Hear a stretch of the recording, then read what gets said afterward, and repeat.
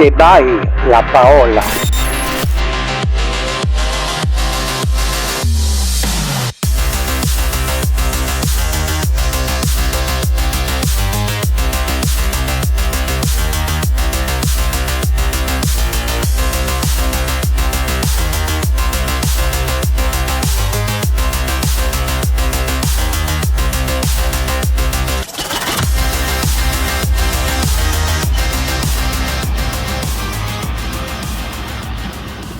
Alors, Christian, la situation aujourd'hui, comment tu vois les semaines qui viennent? Les semaines, on va dire on était là par rapport à hier quand même. Un point important, c'était le Mercosur. Donc, je pense que tous les agriculteurs et bien au-delà des agriculteurs sont concernés par ces accords internationaux. Voilà, et nous on voit depuis tout le temps, chaque fois qu'il y a des accords internationaux, l'agriculture c'est le secteur qui paye cash. Et puis on en arrive aujourd'hui, alors qu'on est largement capable de fournir tout ce qu'il faut, on n'est plus autosuffisant. Voilà, on perd notre souveraineté. Donc on estime que par rapport à ça, il y a un véritable danger, mais qui nous concerne tous. Deuxième point, c'était le point qui a cristallisé le monde agricole ces dernières semaines par rapport à cette maladie de dermatose nodulaire. Donc l'abattage systématique de nos troupeaux, sans analyse, sans rien. Donc on a fait la vaccination et en fait, malgré qu'on ait vacciné les troupeaux, dès qu'un animal présente des signes positifs, on continue de tuer toute cheptel.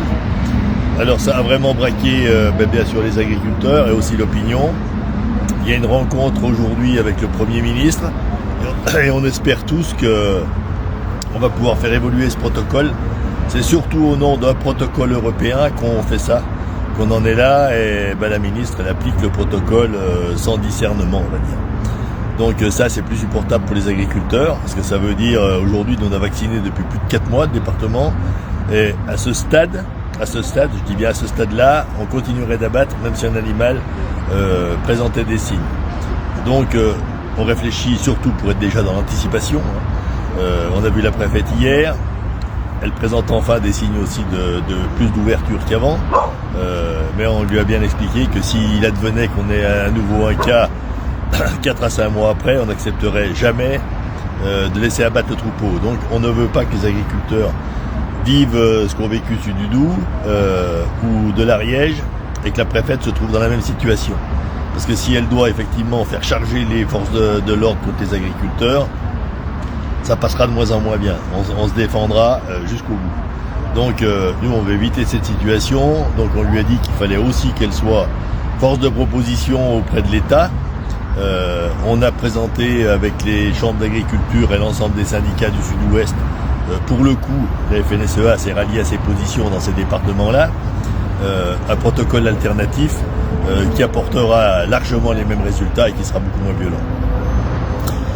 Merci Christian. Donc avec Sabodia MRS, on est toujours en soutien avec vous depuis le début, depuis le mois de juillet. On a vu cette affaire qui est énorme.